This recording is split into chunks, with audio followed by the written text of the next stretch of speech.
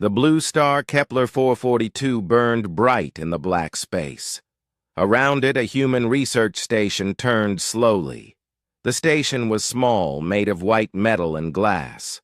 Inside, 50 scientists worked on their experiments. They thought they were safe, so far from Earth. They were wrong. Commander Taemin stood on the bridge of his flagship. He was tall and gray with 4 arms and red eyes. His people had ruled the galaxy for 10,000 years. They called themselves the Hegemony. To them, humans were just babies playing with fire. "How many ships do we have?" Taemin asked his second officer. 200 ships, Commander," the officer replied, "all ready to attack." Taemin smiled. His teeth were sharp. "Good. This will be easy. Humans have only been in space for 200 years. They know nothing about war." On the research station, Dr. Han Sol Kim looked at her computer screen. Red warnings flashed everywhere. Her hands shook as she read the numbers. 200 alien warships surrounded them. Each ship was bigger than their entire station. "How long until our shields fail?" she asked her assistant. "Maybe 6 hours," the young man said. His voice was scared. Han Sol ran to the communication room. She had to send a message to Earth. The communication officer was already working.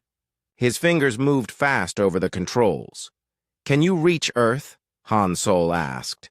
"Yes, but the aliens are trying to block us," he said. "I can send 1 message, maybe 2. Send everything. Tell them we need help now." The message flew through space, at the speed of light.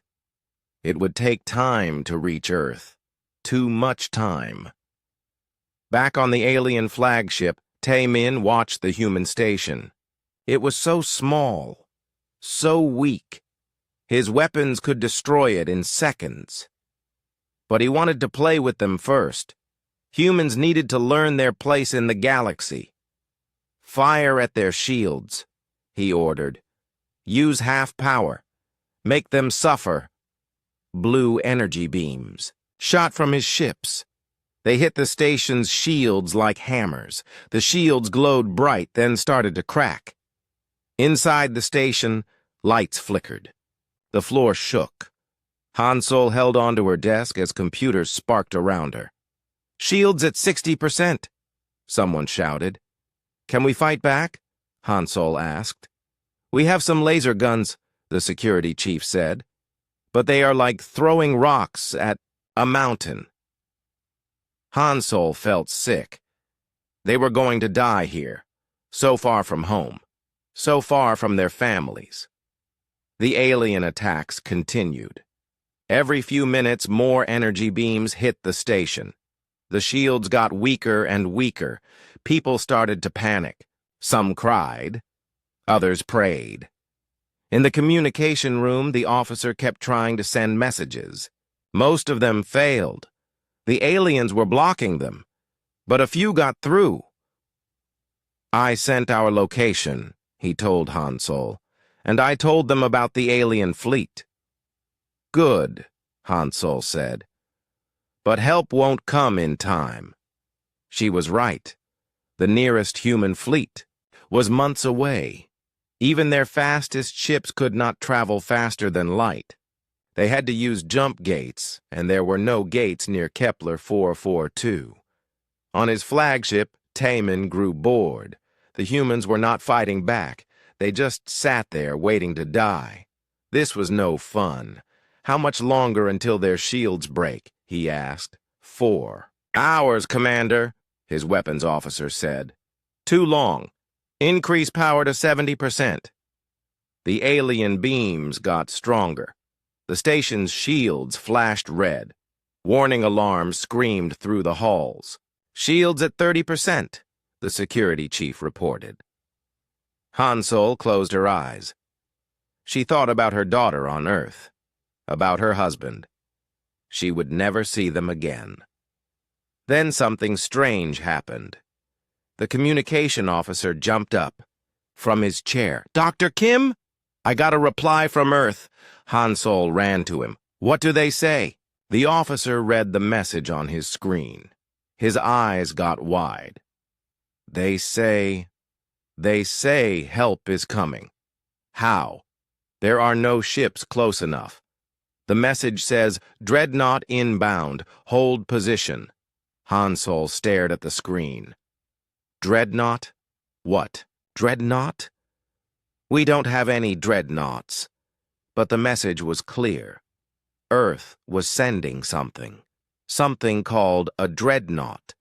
The alien fleet picked up the human communications. Their computers translated the words. When Commander Tae-min heard about the dreadnought, he laughed. Dreadnought? He said to his officers. Humans think they can scare us with big words? His intelligence officer looked worried. Commander, our files show humans have no ships larger than destroyers. Exactly, Tae-min said. They are lying, trying to make us afraid. It won't work. But some of his officers were not so sure. Humans were strange. They had surprised everyone by building space stations so far from their home. Maybe they had other surprises too. On the research station, Han Solo tried to keep hope alive. She gathered all the scientists in the main hall. Earth is sending help, she told them. We just have to hold on a little longer. How long? Someone asked. Han Solo looked at the message again. There was no time given, just 2 words that made no sense. Dreadnought inbound. I don't know, she said, but we have to try. The attacks continued. The station shook harder with each hit. The shields were almost gone. People started moving to the center of the station, away from the outer walls. In the medical bay, doctors prepared for the worst. They knew when the shields failed, the aliens would board the station. There would be fighting. There would be blood. The security chief gathered his 12 guards. They had only basic weapons, nothing that could stop alien soldiers. But they would try. Remember, he told them, we protect the scientists. They are the future of humanity. Outside, the alien fleet waited like hungry wolves. Commander Tae-min checked his watch. 2 more hours and the human shields would break. Then his soldiers would take the station. They would capture the humans alive. It was more fun that way. Commander, his sensor officer called. I'm picking up something strange. What kind of strange? Unknown energy signature. Very far away, moving toward us. Tae-min looked at his screens. There was something there, something big. But it was still days away from reaching them. Probably a human cargo ship, he said. Ignore it. But the sensor officer kept watching. The energy signature was like nothing in their databases. It was huge, and it was moving faster than any human ship they had ever seen. On the research station, the shields finally broke. The protective barrier around the station disappeared like soap bubbles. Now there was nothing between them and the alien weapons.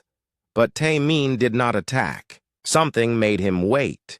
He looked at the distant energy signature again. It was closer now, much closer than it should be. How fast is that thing moving? He asked. His sensor officer checked the readings twice. Commander, this is impossible. It's moving at quantum speeds. Quantum speeds? That's impossible. No one has quantum drives. The readings don't lie, Commander. For the first time, Tae-min felt a small touch of worry. Humans were supposed to be primitive. They were supposed to be easy to defeat. But quantum drives, even the hegemony did not have quantum drives. On the station, Han Solo received another message from Earth. This one had a time. Dreadnought ETA, 6 hours. She smiled for the first time in days. Help was coming. She just had to keep her people alive for 6 more hours, but she had no idea what was really coming toward them. None of them did. Not even Earth knew what they had built. Admiral So Young sat in the command center deep under Seoul. The room was dark except for the blue glow of computer screens. She had gray hair and tired eyes. For 30 years, she had protected Earth from dangers in space. The message from Kepler station appeared on her main screen. She read it 3 times. 50 scientists trapped, 200 alien ships. No time for normal rescue. Options? She asked her staff. The nearest fleet is 4 months away, her aide said. Even our fastest destroyer would take 6 weeks. So Young stood up and walked to a special door. The door was black metal with red warning signs. It had been locked for 5 years. She pressed her hand on the scanner. The door opened with a heavy sound. "Ma'am, are you sure?" her aide asked. "Get me Captain Wu Jin," So Young said. "Tell him it's time." Captain Wu Jin was in his apartment when the call came. He was a big man with scars on his hands from the Centauri War. He had been waiting for this call for 5 years, ever since they finished building the ship. "How long do I have?" he asked. "The scientists will be dead in 6 hours, So Young said. "Can you do it?" Wu Jin looked out his window at the night sky. Somewhere up there, humans were going to die, unless he could save them. "I'll be there in 20 minutes, he said. The RB space dock was hidden on the dark side of the moon. Only 12 people in the entire government knew it existed. Even fewer knew what was built there. Wu Jin took a fast shuttle to the dock. As he flew closer, he saw it through the shuttle window. The KDS Eternal Fury. Even after 5 years, it still took his breath away. The ship was 15 kilometers long. It was black as space with white lights running along its hull. It looked like a sleeping dragon made of metal and energy. "Beautiful, isn't she?" the shuttle pilot said. "She's more than beautiful," Wu Jin replied. "She's impossible." Inside the dock, 50,000 crew members were already at work. They had been training for this day for years. Each person knew their job perfectly. Engineer Hye Jin met Wu Jin at the airlock. She was young but brilliant. Her team had built the ship's most secret systems. "All systems are ready, Captain," she said. "The quantum drives are charged. Weapons are loaded. We can launch in 1 hour." Wu Jin nodded. "What about the new weapons? The ones from the artifacts?" Hye Jin smiled. "You'll have to see them to believe them." They walked through the ship's corridors. The walls were smooth white metal. The artificial gravity felt perfect. The air smelled clean and fresh. Everything was new and powerful. In the bridge, Communications Officer Mi Young was setting up the long-range systems. She was small and quick with smart eyes behind glasses. "Can you reach Kepler Station?" Wu Jin asked her. "Yes, sir. The quantum communicator can reach anywhere in the galaxy instantly." "Good. Let them know help is coming." Weapons Officer Jae Hyuk was in the main weapon control room. The room was huge, filled with screens and controls. Jae Hyuk was calm and steady. He had never missed a target in 15 years of service. "Show me what we have," Wu Jin said. Jae Hyuk touched a screen. A list of weapons appeared. Wu Jin had seen the list before, but it still amazed him. "Plasma cannons, photon torpedoes, and fusion missiles," Jae Hyuk said. "All normal weapons, but much more powerful than anything the aliens have." "And the special weapon?" Jae Hyuk's face got serious. "The stellar cannon. We call it the Star Killer. It uses the same energy as the center of a star." Wu Jin stared at the screen. "How many shots do we have?" 50 shots. After that, we need to return to Earth to reload. 50 shots to destroy 200 ships. Sir, one shot can destroy 10 ships.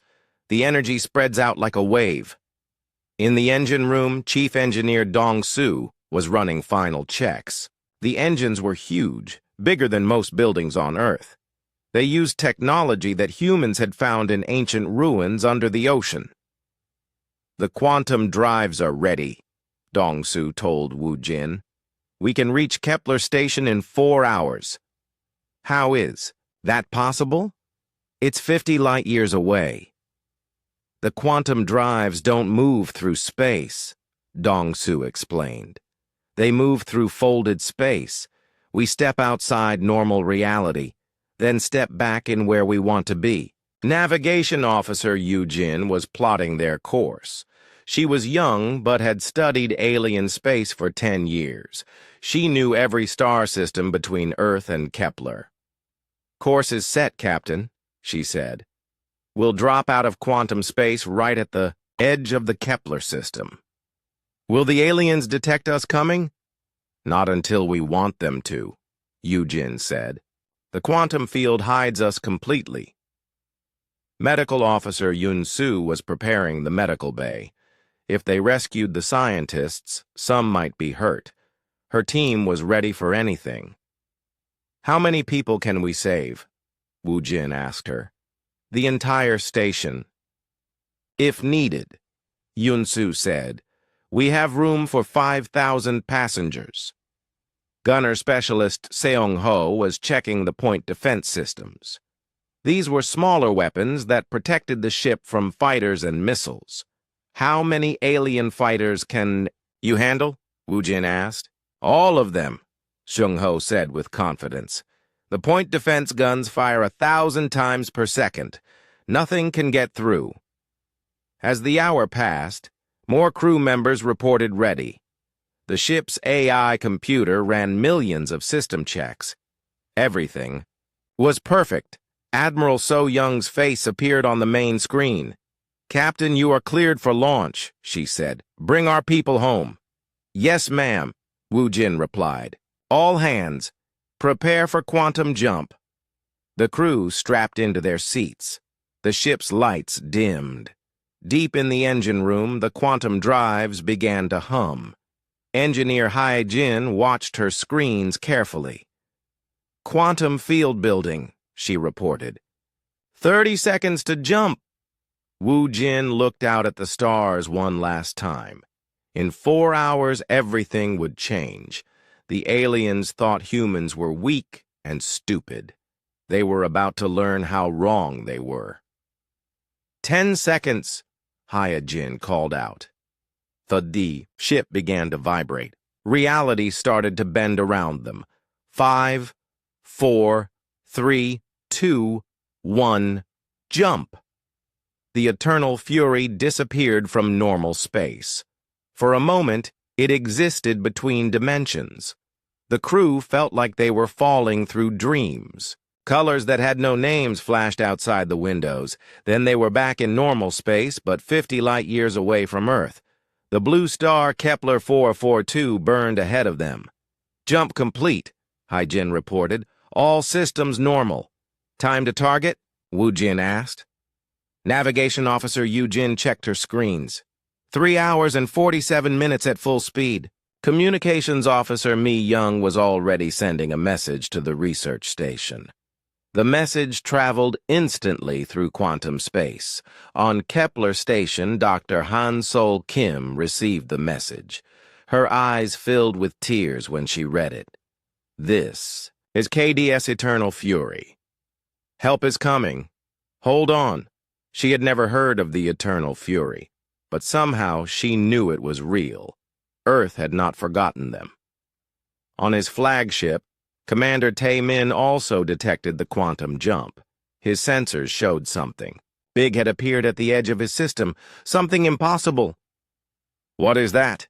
He asked his sensor officer. Unknown ship, Commander. Very large. Moving toward us at high speed. How large? The The sensor officer checked his readings twice. 15 kilometers long, Commander. Taemin laughed. Impossible. No one builds ships that big. Your sensors are broken. But the sensors were not broken. The eternal fury was coming, and with it came the full power of humanity's greatest secret. The war was about to begin. Fleet Admiral Vexitar was getting angry. He was the highest commander of the hegemony fleet. His skin was dark purple, and he had 6 eyes that could see in all directions.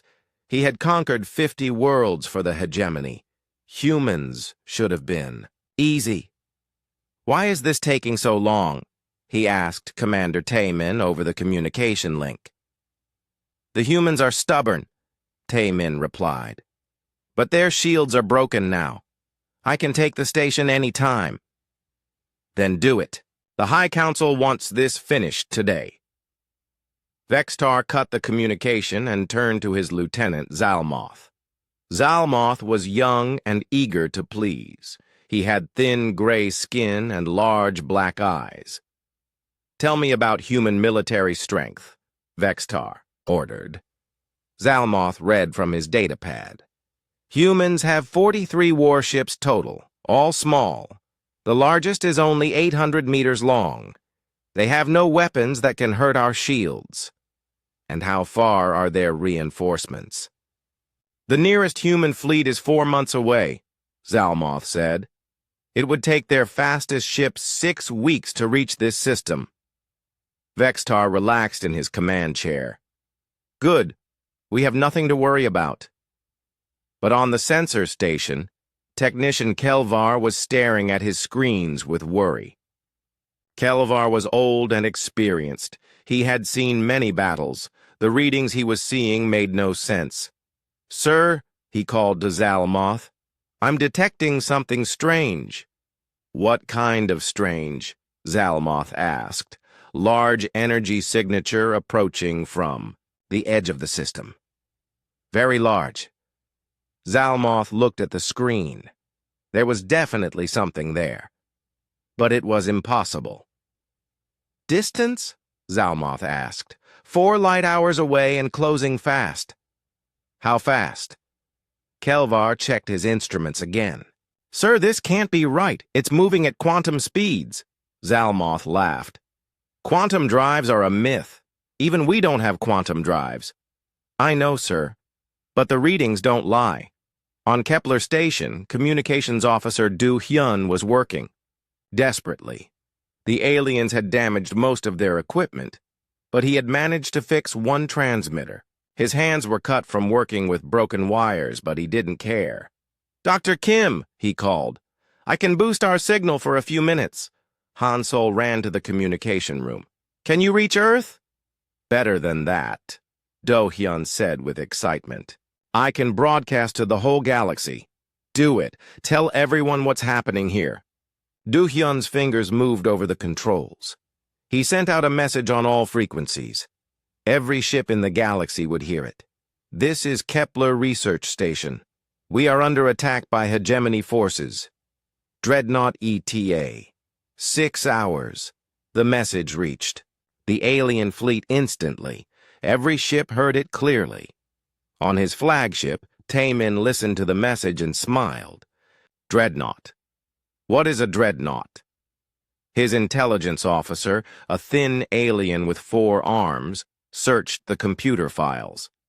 Commander, there is no record of humans having any ship called a dreadnought. Of course not. They're trying to scare us. But Intelligence Officer Mordak was not so sure. He was old and had studied humans for many years. Humans were strange creatures. They surprised everyone by leaving their home planet. They surprised everyone by building space stations. Maybe they had more surprises. Commander, Mordak said carefully, humans are unpredictable. Perhaps we should be cautious. Taemin turned his red eyes on Mordak. Cautious? Of humans? They are children playing with fire. We have ruled the galaxy for 10,000 years. They have been in space for 200 years. On Admiral Vexatar's flagship, the message was also received. When Vextar heard about the Dreadnought, he called all his senior officers to a meeting. "What do we know about this Dreadnought?" he asked. "Nothing, Admiral," replied Chief Intelligence Officer Zarthek. "Our spy networks have never reported such a ship." "Could they have built it in secret?" "Impossible, Admiral. We monitor all human shipyards. The largest ship they can build is a destroyer." Vextar felt confident again. "Then it's a lie. A desperate attempt to frighten us." But Sensor Chief Kravas was studying the energy readings from the edge of the system. The signature was getting stronger, and it was moving impossibly fast. "Admiral," Kravas said, "I recommend we prepare for the unexpected." "Explain." "The energy signature is real. Something big is coming toward us. Whether it's called a Dreadnought or not, we should be ready." Vextar looked at the readings. Even he had to admit they were strange. But he had fought in 100 battles. He had never lost. "Very well," he said. "Alert all ships. Battle formation. If this Dreadnought is real, we'll destroy it quickly." 200 alien warships moved into battle formation. Each ship was a kilometer long and armed with plasma cannons. Together, they could destroy planets. On Kepler Station, time was running out. The aliens could attack at any moment. Dr. Han-Sol Kim gathered her team in the main laboratory. "We need to prepare for boarding," she told them.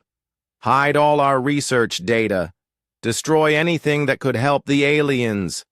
Young scientist Jin Woo raised his hand. "Dr. Kim, what if this Dreadnought is real?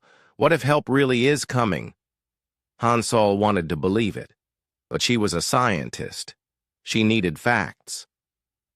"Even if it's real, one ship cannot fight 200 ships." "But the message said Dreadnought," Jin Woo insisted. "That means a very big warship." Security Chief Park gathered his guards. They had only 12 men and basic weapons. Against alien soldiers, they would not last long. "Our job is to protect the scientists," Park told his men. "We buy them time to hide their work." Engineer Lee was trying to restart the station's shields. The power generators were damaged, but maybe he could get partial protection. "How long do you need?" Han-Sol asked him. 2 hours for minimal shields," Lee replied. 6 hours for full protection." "We don't have 6 hours. Meanwhile, Do-hyun sent another broadcast. This time he included more details. "Kepler Station to all ships. Hegemony Fleet has 200 vessels. Request immediate assistance. Dreadnought ETA. 4 hours." The message reached Earth instantly through quantum communication. Admiral So Young. "Read it in her command center." "How long until the Eternal Fury arrives?" she asked her aide. 3 hours and 30 minutes, Admiral." So Young looked worried. The timing would be very close. Too close. On the alien flagship, sensor technician Kelvar was now certain something big was approaching. The energy signature was stronger than anything he had ever seen.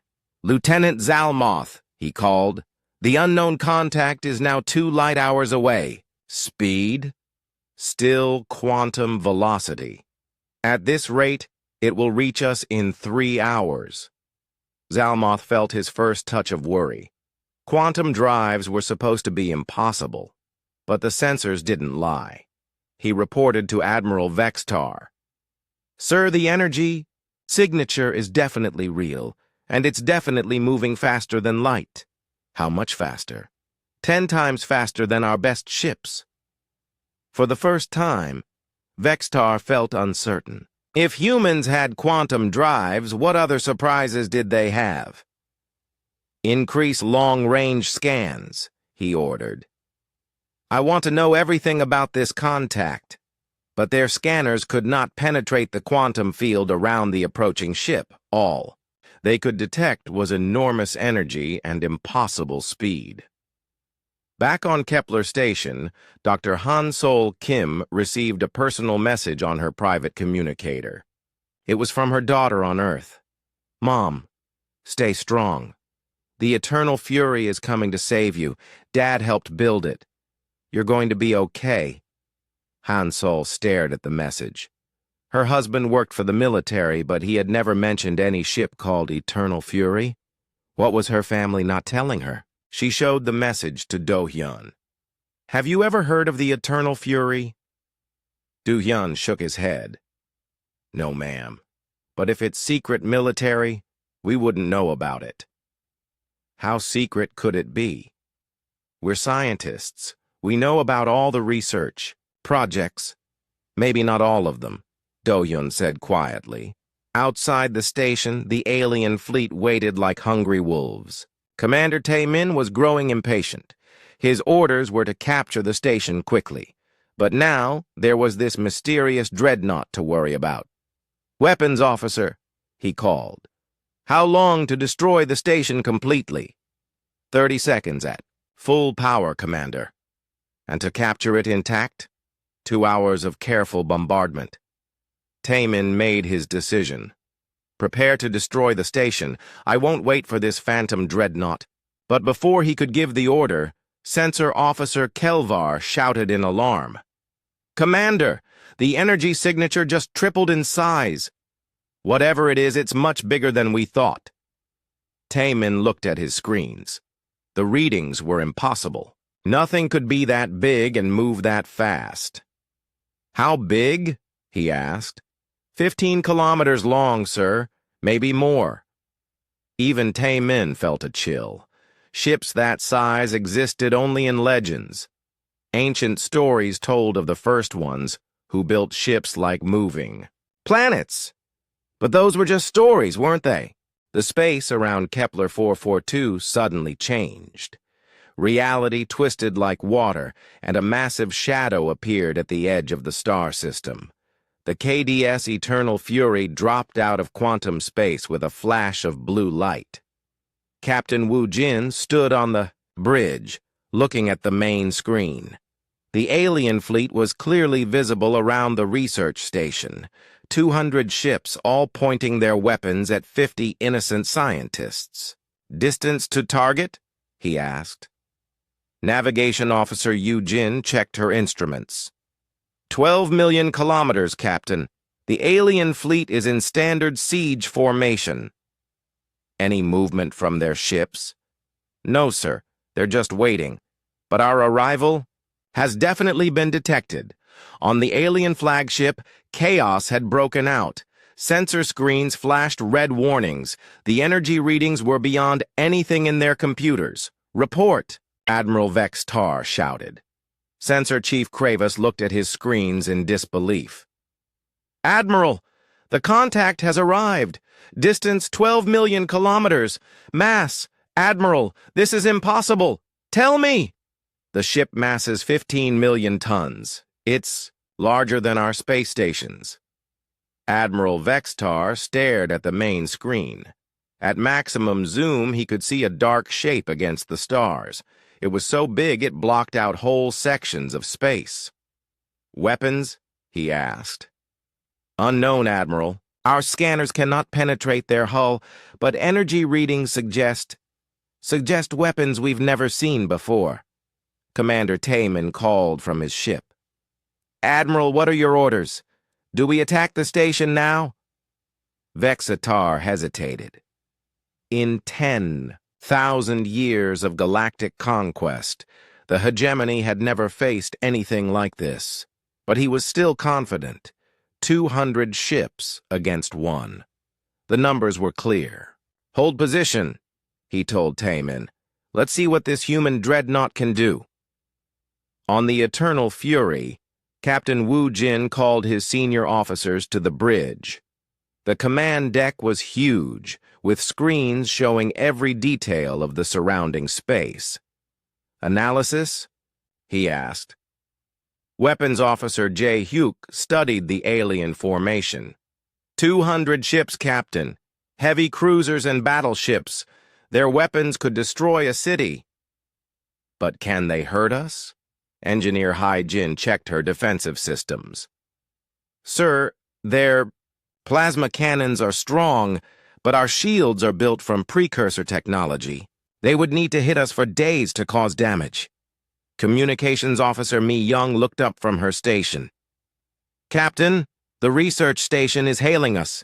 Dr. Han-Sol Kim wants to speak with you. Put her through. Dr. Han-Sol Kim appeared on the screen. She looked tired and scared, but her voice was steady. This is Dr. Kim, Station Commander. Are you really here to help us? Yes, ma'am, Wu Jin replied. I'm Captain Wu Jin of the KDS Eternal Fury. We're here to take you home. Thank God. But, Captain, there are 200 alien ships out there. How can one ship fight so many? Wu Jin smiled. You're about to find out. Please move all your people to the center of the station.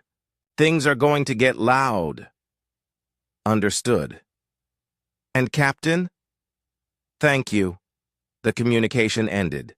Wu Jin turned to his crew. You heard the lady. Let's bring our people home. Communications Officer Mi Young opened a channel to the alien fleet. Captain, we're ready to broadcast. All alien ships, this is Captain Wu Jin of the Korean deep space vessel Eternal Fury. You are attacking innocent civilians in human territory. You have exactly 10 minutes to withdraw from this system. The message was sent on all frequencies. Every alien ship received it clearly. On his flagship, Admiral Vextar listened to the message and laughed. 10 minutes? One human ship is giving us an ultimatum. His officers were less amused. The human ship was unlike anything they had studied. Their sensors could not even see through its hull.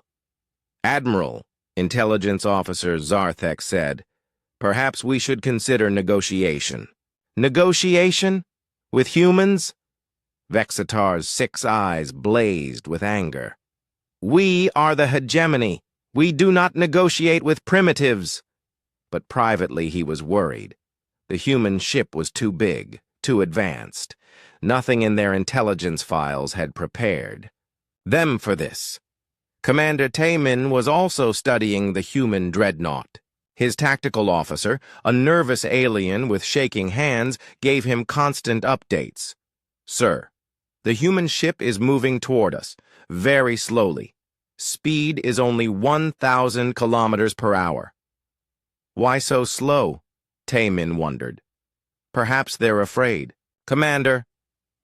But Taemin didn't think so. The human message had been calm and confident. They moved slowly because they weren't afraid. They moved slowly because they didn't need to hurry. On Kepler Station, everyone gathered in the main laboratory. Dr. Han-Sol Kim tried to keep them calm, but she was amazed by what she saw on the sensors. The Dreadnought is real, she told her team. It's the largest ship I've ever seen. Young scientist Jin Woo pulled up the sensor data on his computer. Dr. Kim, look at these energy readings. That ship has power output equal to a small star. That's impossible. I know. But the numbers don't lie. Security Chief Park was watching the alien fleet through the station's telescopes. They're nervous, he reported. Their ships are moving into tighter formation. Are they going to attack the Dreadnought? I don't know, but they're definitely scared. The 10-minute deadline was approaching. On the Eternal Fury, Captain Wu Jin watched the countdown timer on his screen. The alien ships had not moved. 5 minutes remaining, Communications Officer Ma Young announced. Any response from the aliens? Wu Jin asked. None, sir. Complete silence. Weapons Officer Jae Hyuk was preparing his systems. Captain, all weapons are ready. Stellar cannon is charged and targeted. Point defense? Gunner. Specialist Sung Ho looked up from his station. All point defense guns are online, sir. If they launch fighters, we're ready. Medical Officer Yoon Soo was preparing for casualties. Medical Bay is ready for wounded, Captain, though I hope we won't need it. The aliens were also preparing. On every ship, weapons were charging. Shields were at maximum power. Fighter squadrons were ready to launch, but many alien officers were having doubts. The human ship was too strange, too powerful. Some suggested retreat. Admiral, Sensor Chief Krava said quietly, I recommend caution. This ship is beyond our understanding. We are the hegemony, Vextar replied. We have conquered 1,000 worlds. We will not be frightened by one ship. But he was frightened. Deep inside, where he wouldn't admit it to anyone, Admiral Vexitar was more scared than he had ever been. 2 minutes remaining, Mi-young announced on the Eternal Fury. Captain Wu Jin stood up from his command chair. He walked to the main window and looked out at the alien fleet. They were beautiful ships in their own way, fast and deadly. Under normal circumstances, any one of them could destroy a human fleet. But these were not normal circumstances. 1 minute remaining. The bridge was quiet, except for the soft hum of computers. Every crew member was ready. They had trained for this moment for 5 years. 30 seconds. Wu Jin returned to his chair. He thought about the 50 scientists on the research station. They were counting on him. All of humanity was counting on him. 10 seconds, Mi-young said. 5, 4, 3, 2, 1, time. Captain Wu Jin looked at the alien fleet one last time. They had chosen their path. Weapons Officer Jae-hyuk, he said calmly. Demonstrate. Jae-hyuk's hand moved to the firing control. Stellar. Cannon, single shot, minimum power. Target, Alien Destroyer Group 7. Fire. Deep in the Eternal Fury, ancient technology awakened. Energy that came from the heart of stars flowed through weapons that should not exist. A beam of pure creation lanced out from the Dreadnought's main gun. The beam was invisible until it hit its target. Then space exploded in light brighter than the sun. 3 alien destroyers simply vanished. They didn't explode. They didn't break. Apart. They were turned into energy and scattered across space like dust. The explosion was so bright that every ship in the system had to dim their screens. The energy release was so massive that it created its own gravity well. When the light faded, there was nothing left where the 3 ships had been, nothing but empty space and the memory of light. On his flagship, Admiral Vextar stared at the empty space where his ships had been. His hands shook. His 6 eyes were wide with terror. What was that? He whispered. Unknown weapon, Admiral, Kravas replied. His voice was barely audible. Energy output equal to a stellar explosion. Commander Taemin's voice came over the communication system. Admiral, what are your orders? But Vextar couldn't speak. In 10,000 years, the hegemony had never seen a weapon like that. It was impossible. It was godlike. On the Eternal Fury, Captain Wu Jin opened the communication channel again. You now have 5 more minutes to leave this system, he said. Choose wisely. Silence filled the space around Kepler 442. The alien fleet floated motionless, shocked by what they had witnessed. 3 of their strongest destroyers had vanished in an instant, not destroyed, not damaged, but completely erased from existence. Admiral. Vextar stared at the empty space where his ships had been. In his long life, he had seen many weapons. Plasma cannons that could melt mountains, quantum torpedoes that could crack planets. But nothing like this. Analysis, he said, his voice shaking.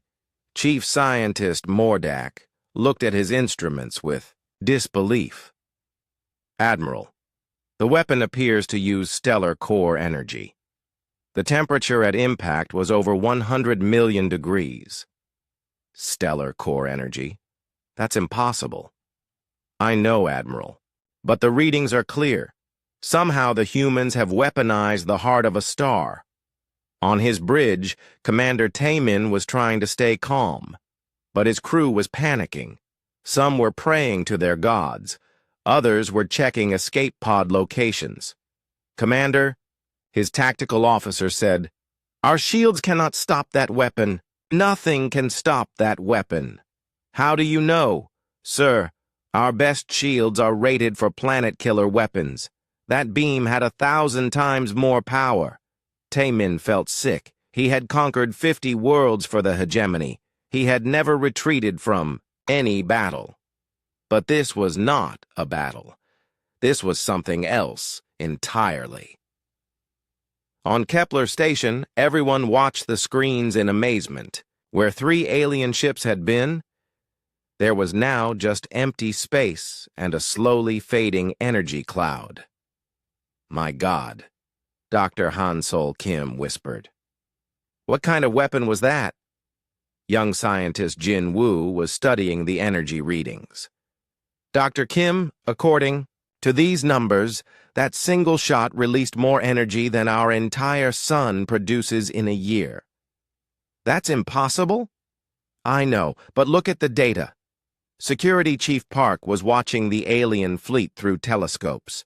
"They're not moving," he reported. "I think they're scared." Dr. Kim activated the communication system. "Eternal Fury, this is Dr. Kim. That was incredible. How is such a weapon possible?" Captain Woo Jin's voice came back calm and steady. "Dr. Kim, please keep your people in the center of the station. We're not finished yet." The 5-minute deadline approached. On the Eternal Fury, the crew waited for orders. They had seen their weapon work, but they knew the aliens might still fight. "Any movement from the alien fleet?" Captain Woo Jin asked. "Navigation."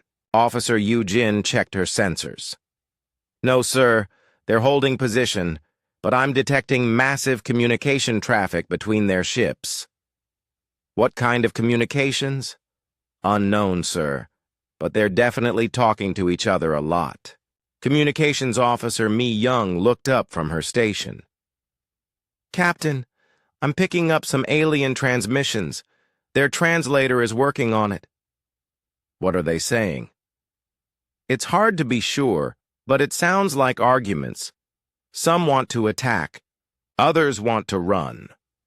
The alien fleet was indeed arguing.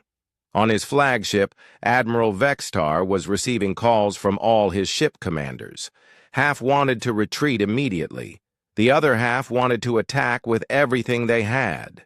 "Admiral," Commander Taemin said over the communication link, "we should withdraw. That weapon is beyond our technology." "We cannot retreat," Vextar shouted. "The hegemony has never retreated from primitives."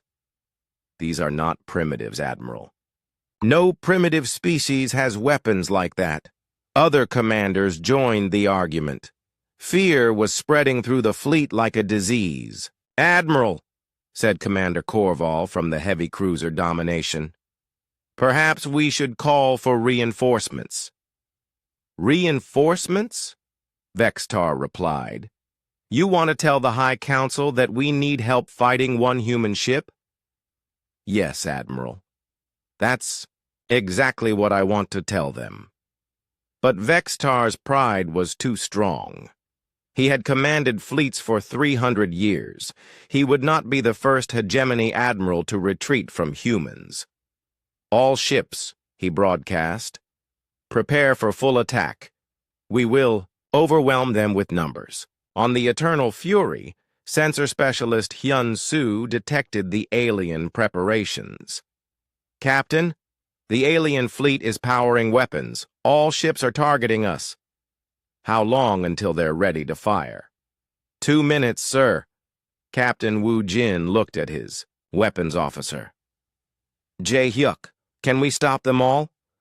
Yes, sir, Jae-hyuk replied with confidence. The stellar cannon can fire once every 30 seconds. At full power, each shot can destroy 20 ships. And our point defense? Gunner Specialist Seung-ho was ready at his station. Sir, they're launching fighter squadrons. 800 fighters incoming. Can you handle them? Watch me, sir. The alien fighters approached the Eternal Fury like a swarm of angry insects. Each fighter was fast and deadly, armed with plasma cannons and quantum missiles. Seung-ho activated the point defense system. Thousands of laser turrets emerged from the Dreadnought's hull. They tracked the incoming fighters with perfect accuracy. Engaging. Fighters, Seung-ho reported. The space around the Eternal Fury lit up with laser fire. The point defense guns fired so fast, they looked like solid beams of light. Each shot hit an alien fighter perfectly. The fighters tried to dodge, but the computers were too fast. The lasers predicted every movement, every turn, every desperate attempt to escape. In 30 seconds, 800 alien fighters were destroyed. Not one got close enough to fire a weapon. On his flagship, Admiral Vextar watched his fighter squadrons disappear from his screens. 800 of his best pilots gone in half a minute. How? He whispered. Their point defense is perfect, Sensor Chief Kravas said. Every shot hits, every fighter destroyed. No defense system is perfect. This one is, Admiral. The alien fleet finished charging their weapons. 200 ships prepared to fire at once. If they could overwhelm the human shields, they might have a chance. All ships, Vextar commanded. Fire at will! 200 plasma beams lanced out toward the Eternal Fury. The combined firepower could have destroyed a moon. Energy levels were beyond anything most species had ever seen. The beams hit the Dreadnought's shields and stopped. The ancient shield technology absorbed the energy like water absorbs raindrops. The ship didn't even shake. Shield status? Captain Wu Jin asked. Engineer Haya Jin checked her systems. Shields at 99%, Captain. They barely scratched us. Return. Fire, full power this time. Weapons Officer Jae-hyuk targeted the center of the alien formation. Stellar cannon, full power, wide beam setting. Fire. This time, the weapon was not held back. The beam that emerged from the Eternal Fury was like a piece of the sun itself. It spread out as it traveled, growing wider and brighter. When it hit the alien fleet, 20 ships vanished instantly. The energy was so intense it created a temporary star. For 5 seconds, the Kepler system had 2 suns. The shock wave from the explosion pushed the remaining alien ships away from each other. Several smaller vessels lost power. Others had their shields completely destroyed. Admiral Vextar felt his flagship shake from the energy wave. On his screens, he watched 20 more ships disappear. 20 ships full of loyal soldiers, gone in a heartbeat. Damage report, he called. Shields down to 40%. His engineer reported. If they hit us directly, we're dead. Admiral, Commander Taman called. We have to retreat. This is not a battle. It's a massacre. But before Vexitar could respond, the human ship moved. The massive Dreadnought began to advance toward the alien fleet. It moved slowly, like a predator that knew its prey could not escape. They're coming. Closer. Sensor Chief Kravas reported. Speed increasing to 10,000 kilometers per hour. Why are they approaching? I think they want to fight at close range. The idea terrified every alien officer. If the human weapons were this powerful at long range, what could they do up close? On the Eternal Fury, Captain Wu Jin was indeed closing the distance, but not to fight. He wanted to be close enough to protect the research station if any alien ships tried to attack it. Distance to alien fleet? He asked. 5 million kilometers and closing, Navigation Officer Yu Jin reported. Any signs of retreat? No, sir. But several ships are dead in space. I think we damaged their engines. Communications Officer Mi Young received an incoming transmission. Captain, the alien fleet is trying to communicate with us. Put them through. Admiral Vexitar's face appeared on the main screen. He looked old and tired. His 6 eyes showed fear that he could no longer hide. Human vessel, he said. I am Admiral Vexitar of the Hegemony Fleet. I request terms of surrender. The bridge of the Eternal Fury was silent. No one had expected this. The mighty Hegemony asking for surrender. Captain Wu Jin stood up from his command chair. Admiral Vexitar, my terms are simple. Leave this system immediately. Never return to human space. And tell your High Council that humanity is not as helpless as you thought. We accept your terms, Vexitar said quietly. Good. You have 1 hour to collect your damaged ships and leave. If you're still here after that, I will destroy every vessel in your fleet. Understood. The communication ended. Admiral Vexitar turned to his officers with shame in his eyes. Signal all ships, he said. We're retreating. For the first time in 10,000 years, the hegemony was running away. The word spread through the alien fleet like wildfire. Retreat. For the first time in 10,000 years of galactic conquest, the hegemony was ordering a full retreat from a primitive species. Admiral Vexitar sat in his command chair, feeling the weight of history on his shoulders. Around him, his officers worked in shocked silence. They were preparing to run away from a single human ship. Status of damaged vessels? He asked. Engineering Officer Talvek looked up from his screens. 17 ships have lost main power. Admiral, 6 more have damaged engines. They cannot jump to hyperspace. How long to repair them? 6 hours minimum. Vexitar closed his eyes. The human captain had given them 1 hour. They would have to abandon ships and crews. Signal the damaged. Vessels, he ordered. Transfer all personnel to functional ships. We leave in 50 minutes. Admiral, Commander Taemin called from his ship. What about our wounded? Transfer them too. No one gets left behind. But even as he said it, Vexitar knew some would be left behind. The damaged ships, the dead crews, the shattered pride of the hegemony, all left behind because of one impossible human vessel. On the Eternal Fury, Captain Wu Jin watched the alien fleet's frantic activity. Ships were docking with each other, transferring personnel and supplies. It was organized chaos. They're actually doing it, Communications Officer Mi Young said with amazement. They're really retreating. Keep monitoring their communications, Wu Jin ordered. I want to know if any ship tries to stay behind. Navigation Officer Yu Jin was tracking every alien vessel. Sir, several ships are dead in space. They can't move. Any life signs? Yes, sir.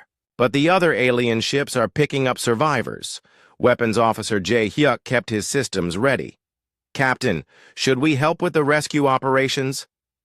Wu Jin considered it. These aliens had been ready to kill innocent scientists. But they were also thinking beings with families and homes. Negative. Let them handle their own wounded, but if they ask for help, we'll provide it. On Kepler Station, everyone was watching the alien retreat with disbelief. Dr. Han Sol Kim couldn't believe. what she was seeing. "They're actually leaving," she said to her team. 200 ships running away from one. Young scientist Jin Woo was still analyzing the battle data. "Dr. Kim, I've been studying the Eternal Fury's weapon. The energy output is impossible, according to everything we know about physics." "How so?" "To create that much energy, you would need to fuse the cores of several stars together. But the ship is only 15 kilometers long. Where do they store that much power?" Dr. Kim didn't have an answer. The Eternal Fury was beyond her understanding. It was like something from a dream. Security Chief Park was coordinating with his team. "Pack everything important," he told them. "We're going home." "How long until the Dreadnought picks us up?" someone asked. "Soon. Very soon." The alien evacuation continued. Ship after ship docked with the damaged vessels, taking on survivors. The proud hegemony fleet was breaking apart like a storm-scattered flock. Commander Tae-min was overseeing the evacuation of his own battle group. 3 of his ships were too damaged to move. His crews were abandoning them with heavy hearts. "Commander," his tactical officer said, "the humans are not interfering with our rescue operations." "Good. At least they have honor." "Sir, what will we tell the High Council?" Taemin thought about it. "How do you explain defeat by a single ship? How do you describe weapons that shouldn't exist?" "We tell them the truth," he said finally. "Humans are not what we thought they were." On his flagship, Admiral Vextar was composing his report to the High Council. Every word felt like swallowing poison. "Esteemed Council," he began, "I regret to inform you that the Kepler operation has failed. Human forces possess technology beyond our current understanding. Immediate withdrawal recommended." He stopped typing. The words looked weak on the screen, but they were true. Chief Scientist Mordak approached his command chair. "Admiral, I've been analyzing the human weapon. I believe I know what it is." "Explain." "The energy signature matches theoretical models of stellar core manipulation. They have somehow learned to control the fusion process that powers stars." "That's impossible. Even the ancient first ones never achieved that level of technology." "I know, Admiral, but the evidence is clear." Vextar felt a chill. The first ones were legends, the mysterious race that had built wonders across the galaxy before vanishing millions of years ago. If humans had that level of technology... "Send a priority message to the High Council," he ordered. "Tell them to classify human space as forbidden territory. No ships are to enter human systems without direct council approval." "Yes, Admiral." The evacuation was nearly complete. 43 minutes had passed since the human ultimatum. The alien fleet was gathering at the edge of the system, preparing to jump to hyperspace. On the Eternal Fury, sensor specialist Hyun Soo reported on the alien movements. "Captain, they're almost ready to jump. All survivors have been evacuated." "Any ships staying behind?" "No, sir. Even the damaged vessels are being towed out of the system." Captain Wu Jin nodded with approval. He had expected the aliens to abandon their damaged ships. The fact that they were taking them showed they cared about their people. "Open a channel to the alien fleet," he ordered. Admiral Vexatar's face appeared on the screen again. He looked older than before, as if the defeat had aged him years in minutes. "Admiral," Wu Jin said, "you have 10 minutes remaining. Are you ready to depart?" "Yes, human captain. We will be gone from your space soon." "Good. And Admiral, when you report to your superiors, tell them this: humanity wants peace, but we will defend ourselves if threatened." "I will deliver your message," Vextar replied.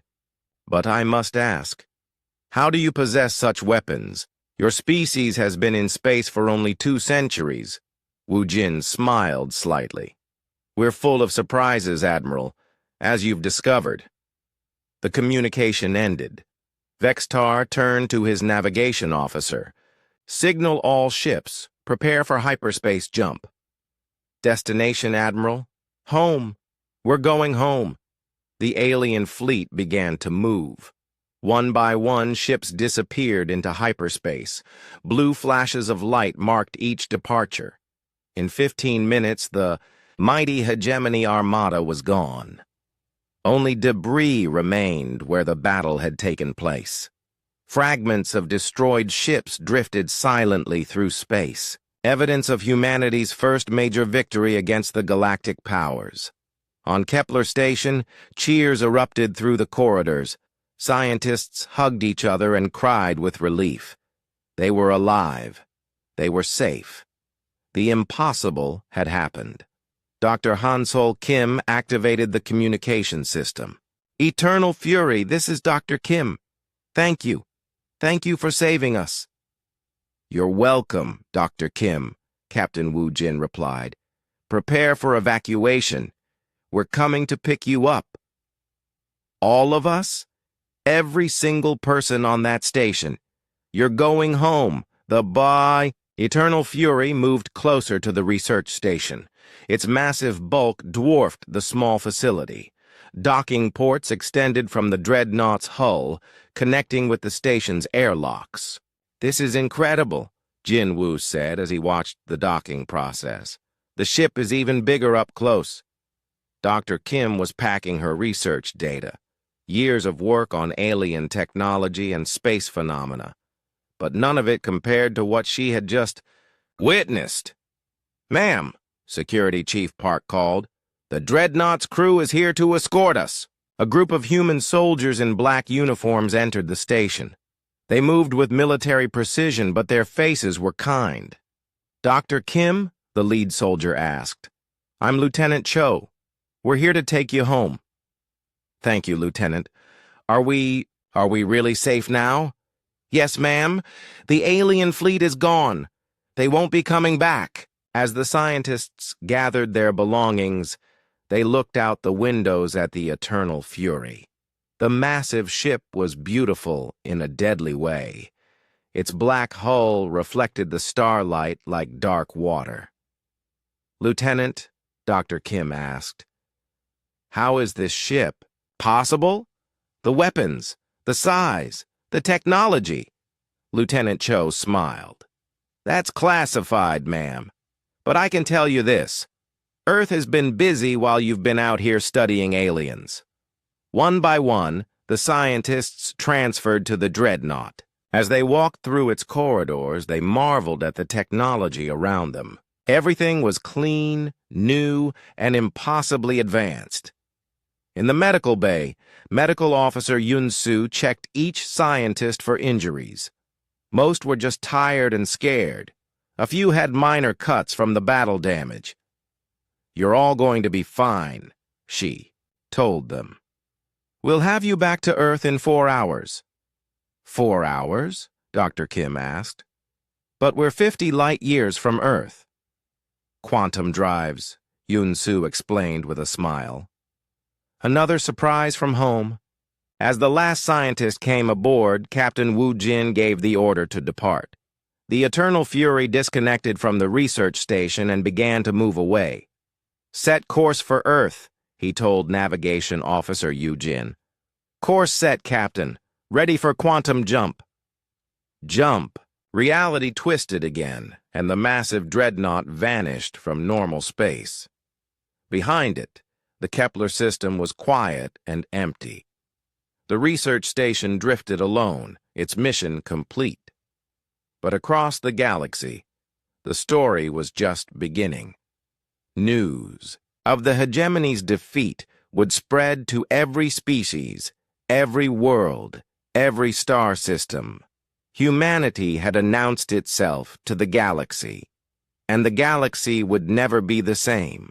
The corridors of the Eternal Fury were unlike anything Dr. Hansol Kim had ever seen.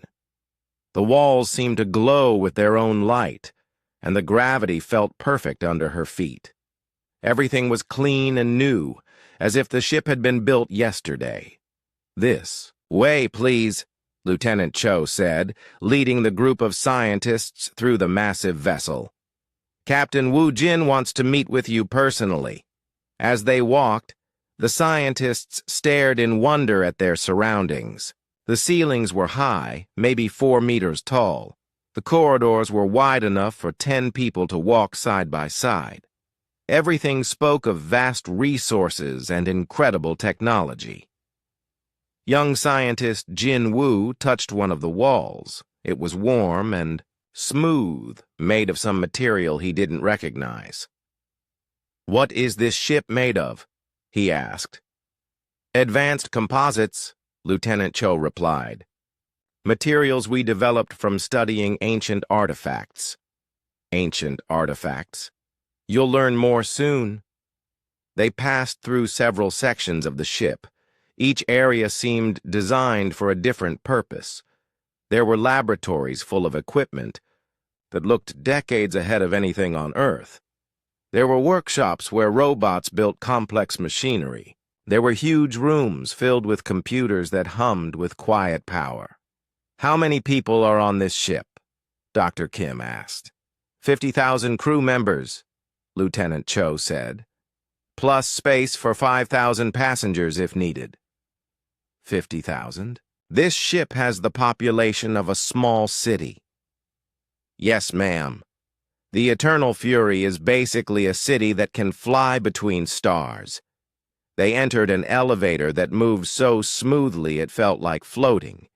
The journey to the bridge took several minutes, showing just how large the ship really was. When the elevator doors opened, the scientists gasped. The bridge of the Eternal Fury was enormous. The main screen showed a view of space that stretched from floor to ceiling. Dozens of crew members worked at stations that looked like something from a science fiction movie. Captain Wu Jin stood, in the center of it all. He was a big man with kind eyes and a calm presence. When he saw the scientists, he smiled warmly. "Dr. Kim," he said, walking over to greet them. "Welcome aboard the Eternal Fury. I'm Captain Wu Jin." "Captain," Dr. Kim replied, shaking his hand. "Thank you for saving us. But I have to ask, how is all this possible? This ship, these weapons, this technology?" Captain Wu Jin looked at his crew, then back at the scientists. "That's a fair question. You've been through a lot today. You deserve some answers." He led them to a briefing room off the main bridge. The room had a large table and comfortable chairs. On the walls were pictures of Earth, showing views of the planet from space. "Please sit down," Captain Wu Jin said. "What I'm about to tell you is classified at the highest levels, but after what you've witnessed today, you have a right to know." Engineer Hae Jin joined them in the briefing room. She was young but carried herself with the confidence of someone who understood incredible technology. 5 years ago, Captain, Wu Jin began, Earth's deep ocean exploration teams made a discovery. At the bottom of the Pacific Ocean, 7 miles down, they found something impossible. "What kind of something?" Jin Wu asked. "Ruins," Hae Jin said. "A city built by an unknown civilization. The structures were millions of years old, but the technology inside was far beyond anything we had ever seen." Dr. Kim leaned forward. "Alien technology?" "Yes, but not from any species we know about," Captain Wu Jin continued. "The aliens who built that city called themselves the Builders. They existed long before the current galactic civilizations. What happened to them? We don't know. They vanished millions of years ago, but they left behind incredible technology, quantum drives, stellar weapons, matter converters, artificial gravity systems. Jin pulled up a holographic display showing the underwater ruins. The city was vast, with towers and domes that stretched for miles across the ocean floor. "We've been studying their technology for 5 years," she explained. "Learning how to build it, how to use it. The Eternal Fury was our first attempt to create a ship using builder technology. And it worked," Dr. Kim said, amazement in her voice.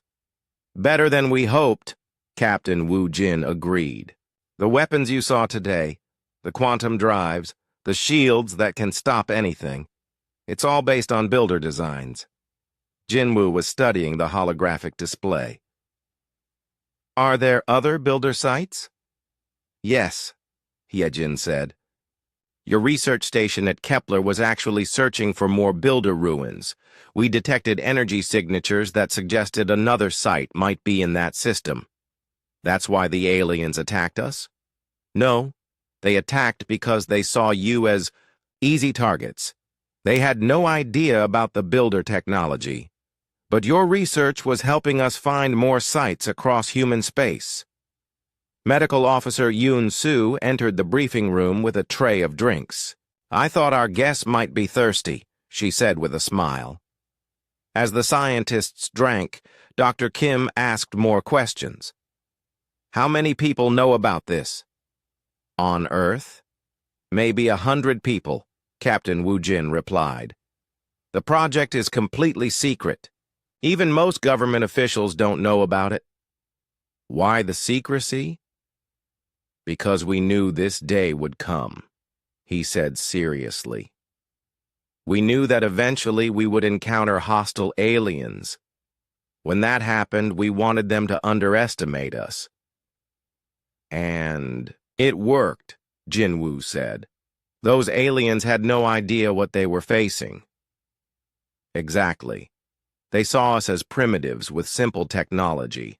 They weren't prepared for builder weapons." Engineer Jin brought up another display, this one showing the inside of the Eternal Fury. "The ship itself is built using builder construction techniques.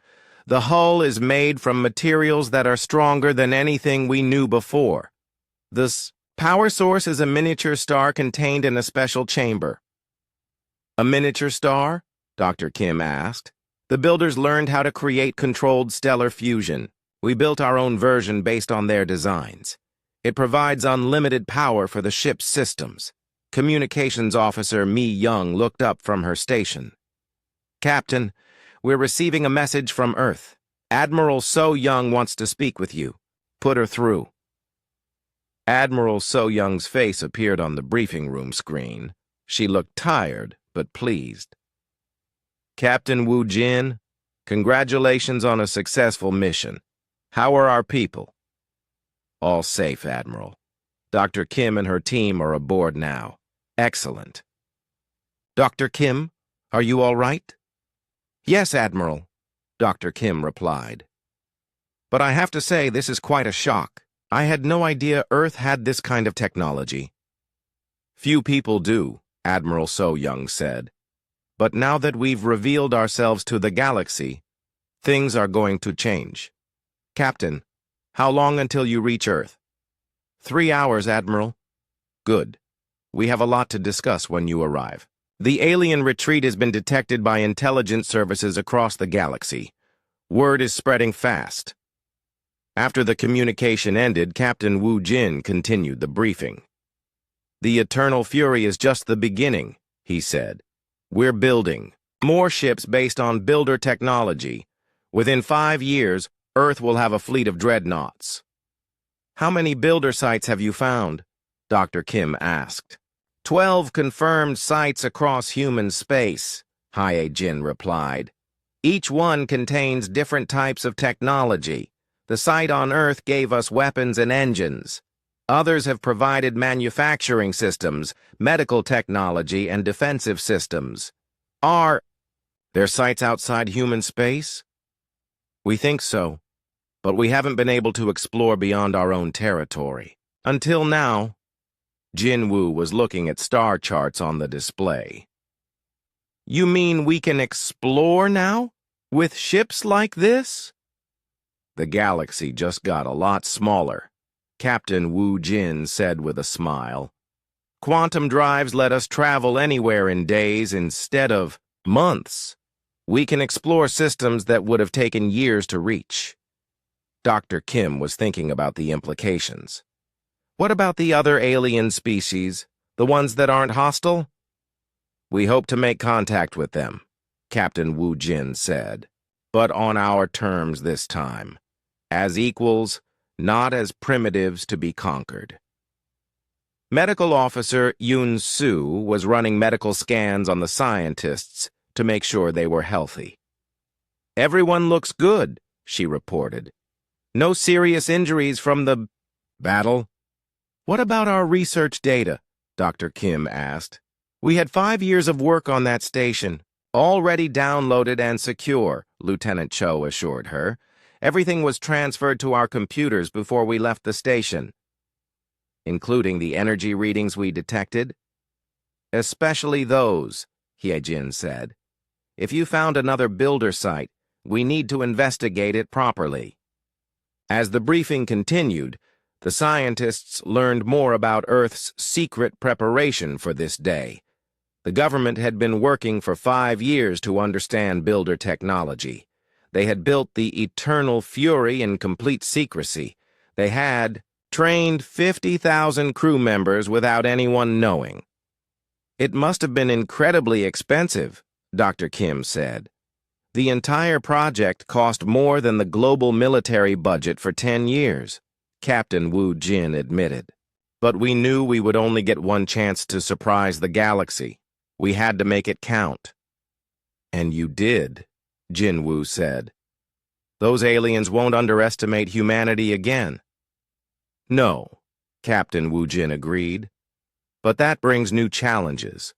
Now we have to deal with being taken seriously as a galactic power. Navigation Officer Yu Jin called from the bridge. Captain, we're approaching Earth, ready to drop out of quantum space. 3 months after the Battle of Kepler, the galaxy had changed forever. News of the hegemony's defeat traveled through space like wildfire. Every species, every government, every military command knew the same shocking truth. Humans were no longer the weak newcomers everyone thought they were. On the hegemony homeworld of Korath, the High Council met in emergency session. The 5 greatest leaders of their civilization sat around a crystal table, their faces grim with worry. Explain. To me again, said First Counselor Vexthak, how 200 of our ships retreated from one human vessel. Admiral Vextar stood before them, his pride broken, but his honesty intact. Honored counselors, the human ship possessed weapons beyond our understanding, energy output equal to stellar cores, defenses that our most powerful weapons could not scratch. And where did humans acquire such technology? Asked Second Counselor Morthek. Unknown, Honored Counselor. Our intelligence networks detected no research into such advanced systems. They appeared to develop this technology in complete secrecy. The Council exchanged worried looks. For 10,000 years, they had ruled through superior technology and military might. If humans could match or exceed their capabilities, everything changed. What are your recommendations? First Counselor Vexthak asked. Admiral Vextar had prepared for this question. I recommend we classify all human space as forbidden territory. No hegemony ships should enter human systems without Council approval, and I recommend we open diplomatic contact. The last suggestion caused murmurs around the table. The hegemony had never negotiated with species they considered primitive. Diplomacy? Third Counselor Kelvar asked. With humans? Yes, Honored Counselor. We underestimated them once. We cannot afford to make that mistake again.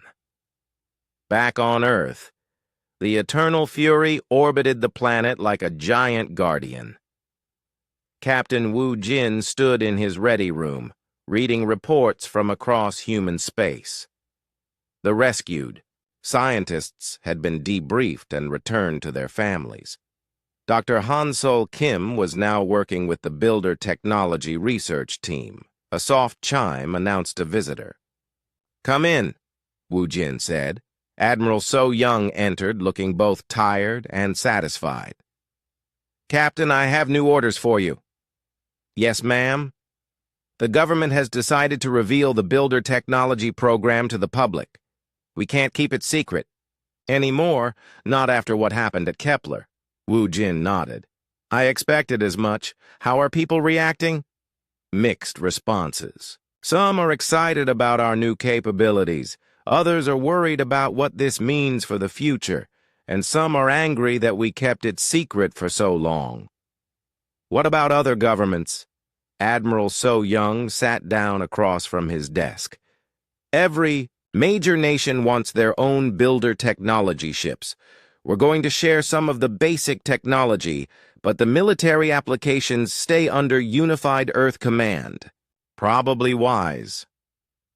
"We've also received communication requests from 17 different alien species. Everyone wants to talk to us now." Captain Wu Jin smiled. "Funny how defeating the hegemony made us suddenly popular." "Indeed, but we need to be careful. Some of these species might be friendly, but others could see us as a threat." Admiral So Young handed him a data pad. "Your new orders. We're sending you to explore the builder sites that Dr. Kim's team identified. 12 locations across human space need to be investigated." "How long for the mission?" 6 months minimum. Maybe longer if you find something important." Wu Jin looked at the star charts on the data pad.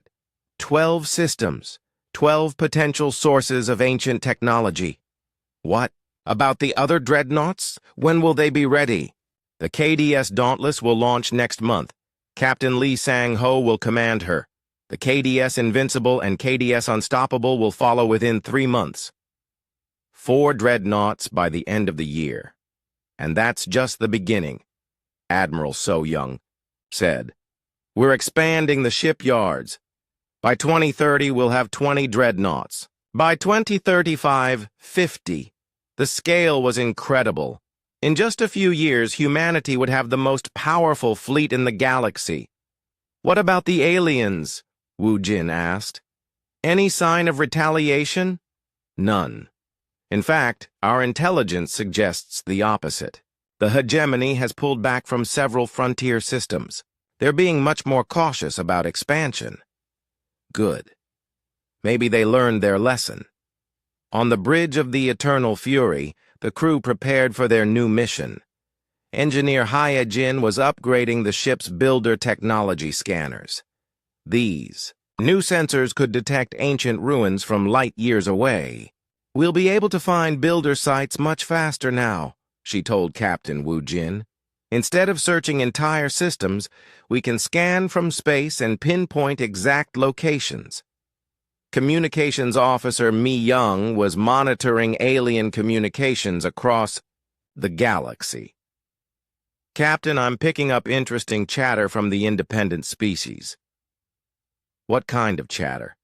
"Several smaller governments are asking about human protection. They're offering trade agreements and military cooperation. They want us as allies against the hegemony? It looks that way, sir." Navigation Officer Yu Jin had plotted their course to the first builder site. "Ready to depart on your orders, Captain." Wu Jin looked around his bridge. His crew had performed perfectly at Kepler. They had changed the balance of galactic power with a single battle. "Take us out," he ordered. The Eternal Fury engaged its quantum drives and disappeared from Earth orbit. Their destination was a system called Ross 128, where Dr. Kim's team had detected strong energy signatures. Meanwhile, in the outer rim of the galaxy, an ancient monitoring station detected the quantum signature. The station had waited in silence. For millions of years, watching for signs of builder technology. Deep in the station's computer core, an AI that had slept since the dawn of civilization slowly awakened. The builders were gone, but their technology lived on. And now, another species had found it. The AI sent a signal across impossible distances, reaching others of its kind. The message was simple. The inheritors have awakened. On a distant world, at the edge of known space, other ancient machines received the signal. They had waited so long for this moment. The builders had left instructions hidden in quantum code that only their technology could read. The instructions were clear. When a young species found builder technology and used it wisely, they were to be guided, helped, prepared for what was coming, because the builders had not vanished by accident. They had left the galaxy to face a threat so terrible that even their advanced civilization could not defeat it. But they had hoped that someday another species would be ready to take their place. That species might be humanity. Back on Earth, Dr. Hansol Kim was studying builder texts that the AI had helped translate. The ancient writings spoke of great cycles, of civilizations that rose and fell like waves on a beach. "Look at this," she said to her research partner, Dr. Jin Woo. "The builders mention something called the return. They say it happens every 50 million years. Return of what? They don't say directly, but they refer to the devourers from the void and the end of all light." Jin Woo felt a chill. "Do you think that's why they disappeared? They were running from something?" Maybe. Or maybe they were preparing to fight something so dangerous. They had to leave the galaxy to do it. As humanity celebrated its first victory against the galactic powers, ancient machines worked in secret. They prepared to contact the young species that had inherited builder technology. There was so much to teach them, so much they needed to learn. The eternal fury was just the beginning. Soon, humanity would face challenges that would make the hegemony look like children with toys. But they would not face them alone. The builders had been gone for millions of years, but their legacy lived on. In their technology, in their warnings, and in their hope that someone would be ready when the darkness returned, Captain Wu Jin stood on his bridge, looking out at the stars. Somewhere out there, ancient secrets waited to be discovered. But he had no idea that some secrets had already begun to discover him. The galaxy would never be the same. But then again, it never was meant to stay the same forever. Change was coming, and humanity would be ready for it.